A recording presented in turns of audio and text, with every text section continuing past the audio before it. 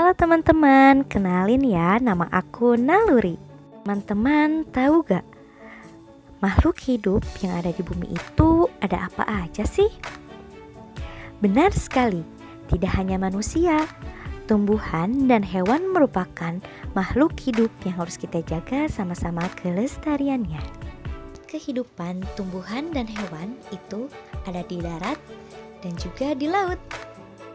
Di sini, aku mengajak teman-teman untuk mengenal lebih dekat dengan kehidupan tumbuhan dan hewan di laut, atau disebut juga dengan ekosistem air laut.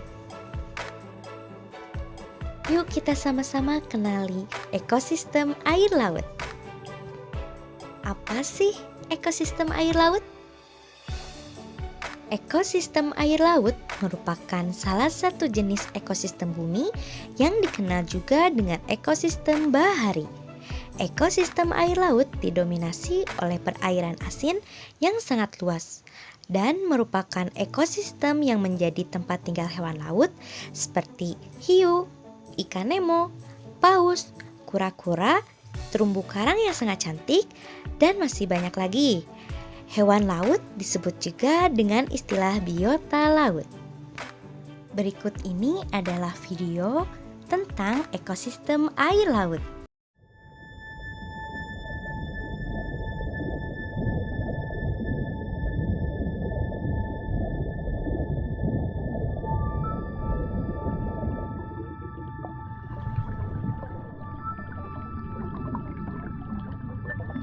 Marine Mega Biodiversity.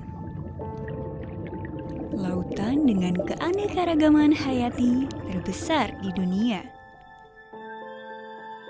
Tempat di mana Samudra Hindia dan Samudra Pasifik bertemu.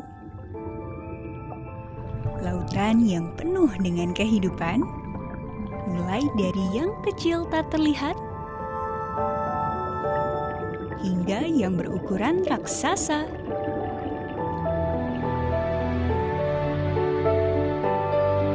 Lautan yang penuh dengan produktivitas dan nilai ekologi penting.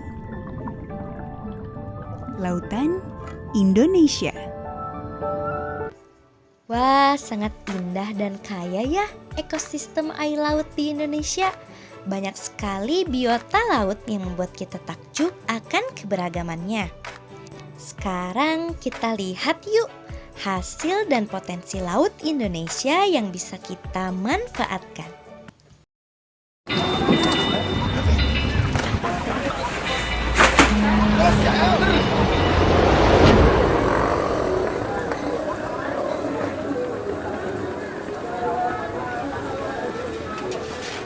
Inilah pemandangan umum yang kita lihat setiap harinya. Pelabuhan-pelabuhan perikanan di penjuru Indonesia. Besar ataupun kecil skalanya, hasil laut selalu datang berlimpah. Hanya beberapa waktu saja di saat musim tidak menyapa, pelabuhan-pelabuhan ini tak begitu ramai. Namun biasanya, satu jenis ikan atau hasil laut lainnya yang tak musim akan digantikan dengan jenis ikan lainnya untuk ditangkap. Inilah potensi perikanan Indonesia, negara bahari dengan lebih dari 17.000 pulau, negara dengan lautan yang penuh kekayaan untuk digali. Setelah melihat video tadi, kita jadi makin tahu bahwa ekosistem air laut itu memberikan sangat banyak manfaat untuk kita sebagai manusia. Tinggal bagaimana kita menjaga dan melestarikannya. Selanjutnya, mari kita simak video berikut ini.